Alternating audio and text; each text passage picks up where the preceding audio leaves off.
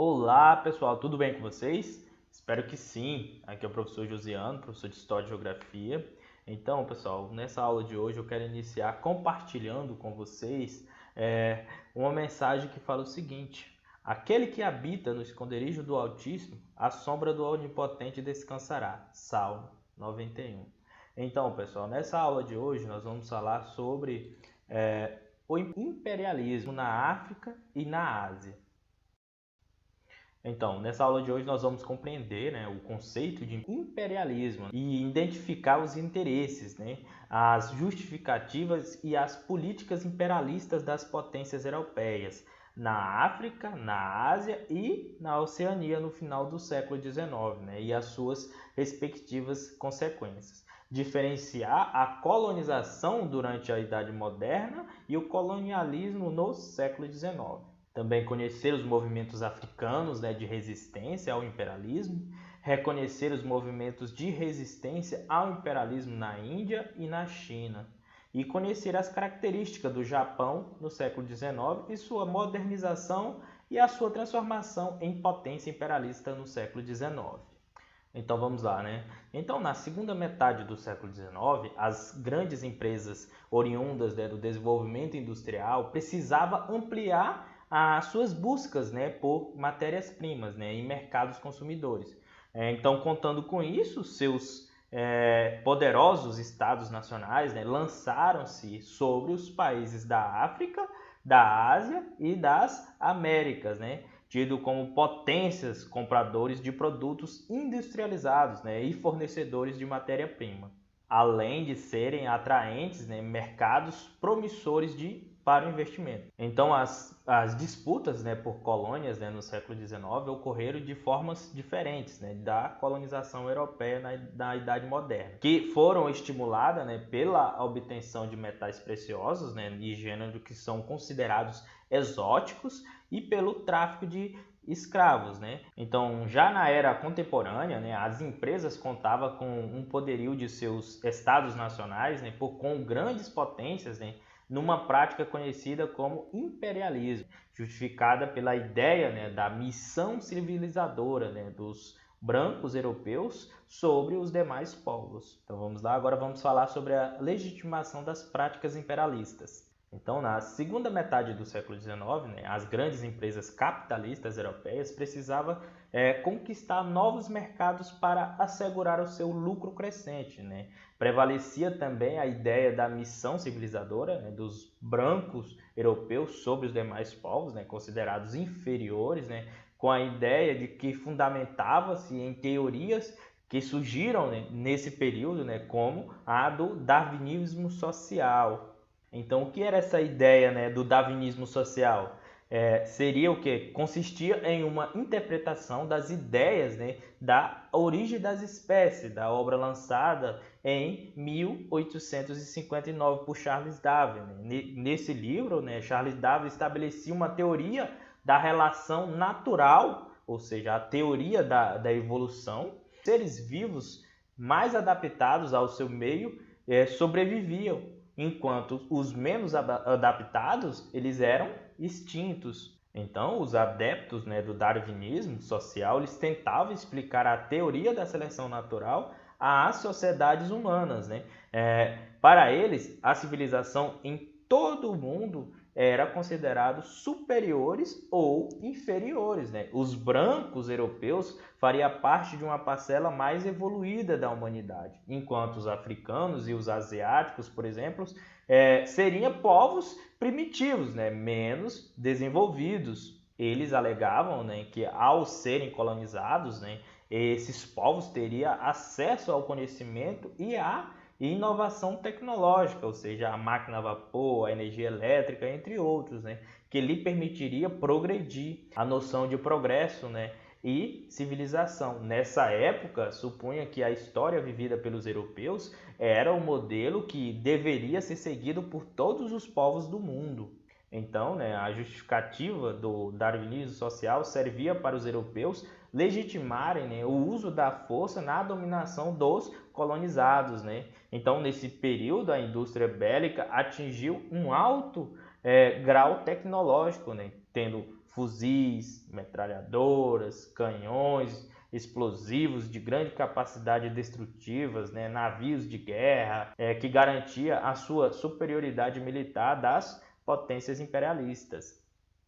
Então vamos lá, primeiras reações ao imperialismo. Então é importante conhecer, né, como os povos colonizados perceberam a dominação europeia, né, no século XIX e reagiram a ela.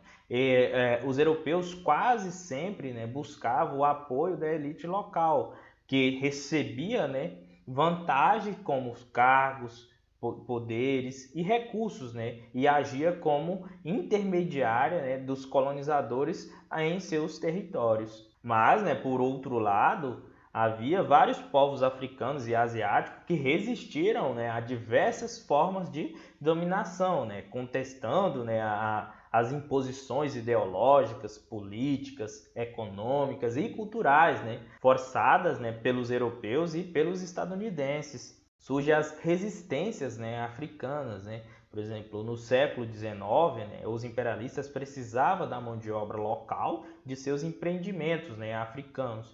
Por isso, atuaram na criação de medidas contrárias ao tráfico de escravos. Para avaliar o impacto, né, da escravização africana, calcula-se que no século XVI, a população do sul do deserto do Saara era cerca de 600 milhões de habitantes. Entre 1870 e 1890, essa população estava reduzida a 200 milhões. E em 1930, o total era cerca de 130 milhões de africanos. Então, durante o século XIX, com a exportação territorial do continente africano, intensificaram-se os conflitos com os diferentes povos nativos, né, que resistiam, fazendo desde queimadas e levantes até guerrilha aberta, diversas rebeliões islâmicas, né, contra o governo europeu e os colonizadores, né, no final do século XIX e início do século XX. Então vamos lá. Então vamos falar sobre a partilha da África. Vamos ver como que foi essa partilha da África. Na primeira metade do século XIX, a Inglaterra e a França formaram novas colônias, né, no continente africano. A partir da década de 1870, né, porém, com o crescimento da industrialização na Europa, né, nações como a Alemanha, Itália e Bélgica também entraram na disputa por territórios africanos, né, e suas matérias-primas. Entre 1884 e 1885, né, para evitar futuros conflitos, as grandes potências se reuniram, né, na Conferência de Berlim com o objetivo de dividir entre elas o continente africano. O mapa político da África foi então desenhado, né, pelos países imperialistas sem levar em consideração as diferenças, né, culturais e nem os interesses dos povos locais. Mas mesmo com o acordo obtido na conferência, né, surgiram-se novas disputas territoriais na África, né?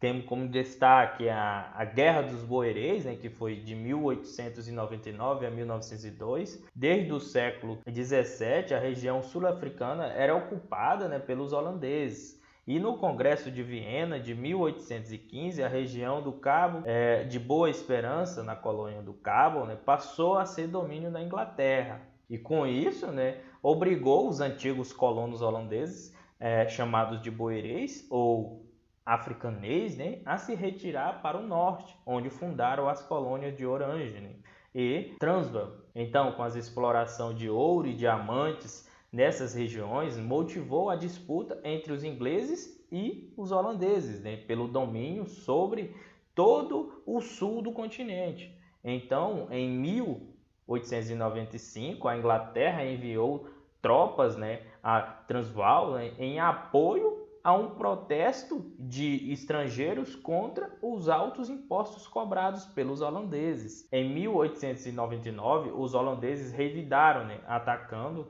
territórios ingleses na colônia do Cabo e Natal. E o conflito só se encerrou em 1902, né, com a vitória da Inglaterra. Já no norte africano, né, a questão de Suez, né, também provocou desentendimento entre os europeus, visando executar as distâncias, né, marítimas entre a Europa e a Ásia. Napoleão III financiou a construção do Canal de Suez, ligando o Mar Vermelho ao Mediterrâneo. Então, concluída em 1869, a passagem ficou sob o controle da França e do Egito. Em 1875, porém, a coroa inglesa comprou os direitos egípcios de exploração no canal, passando a administrá-lo com os franceses. Tal situação gerou diversos desentendimentos, solucionados em 1904 em um acordo em troca de apoio britânico na conquista do Marrocos. A França abandonaria o Egito, deixando o canal para os ingleses. Já os alemães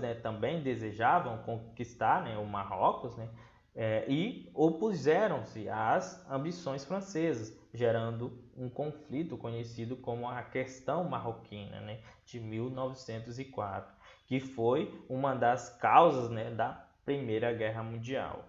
Então vamos lá, agora vamos falar das consequências do colonialismo africano.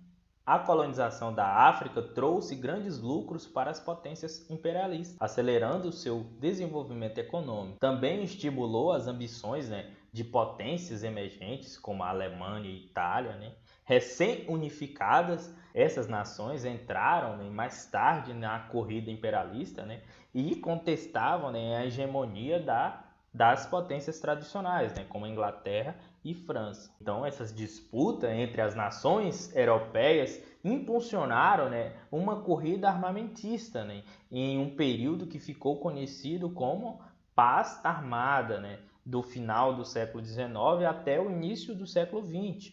E para as populações dominadas, a colonização civilizadora gerou rebeliões, repressões e dependência econômica. Agora vamos falar sobre o imperialismo na Ásia. A Ásia foi o berço de uma das mais antigas civilizações, como as do Vale do Rio Indo e da China. E ao longo dos séculos, os povos asiáticos formaram grandes impérios e realizaram imensos comércios por terra e por mar. E no século XV, por exemplo, os chineses dominavam importantes rotas comerciais do mundo, alcançando portos da Índia, da África e possivelmente da Austrália. Já ao longo da Idade Moderna, a atividade comercial asiática foi influenciada pela presença europeia, e nos séculos XIX, esteve dominada pelos interesses das potências imperialistas. Então, nessa época, estima-se que os europeus concentravam mais de 70% de todo o comércio mundial, negociando suas manufaturas em troca de matéria-prima e de produtos agrícolas de outras partes do mundo. E com o fim do tráfico de escravos africanos no século XIX, as potências imperialistas passaram a utilizar trabalhadores asiáticos como a mão de obra, especialmente dos chineses. Então, estima-se que no século XIX, entre 12 e 27 milhões de asiáticos deixaram seu continente para trabalhar em outras regiões, onde viviam em condições degradantes e submetidos a trabalhos forçados. Então vamos lá. A Índia, dominação e resistência. Após ser dominada por portugueses, holandeses e franceses, a Índia passou a ser domínio da Inglaterra em 1763, com o final da Guerra dos Sete Anos.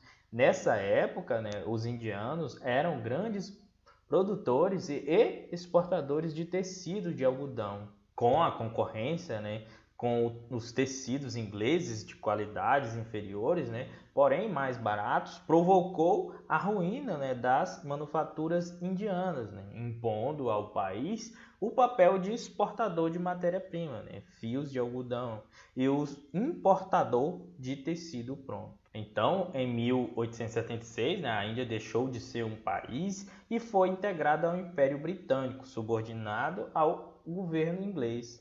E a rainha Vitória foi coroada imperatriz da Índia, sendo auxiliada no governo por um vice-rei indiano, apesar de não ter sido aceito passivamente. O domínio inglês se estendeu até 1947 e entre 1857 e 1859, né, soldados indianos que serviam a Inglaterra, né, chamados de simpaios, né, iniciaram uma rebelião contra o imperialismo britânico da região. Então, os rebeldes, né, eles eram contra os pesados impostos, né, a mistura de castas nas tropas do exército e o uso da gordura extraída dos bovinos, né, que eram os animais considerados sagrados, né, no hinduísmo, e na impermeabilização dos cartuchos.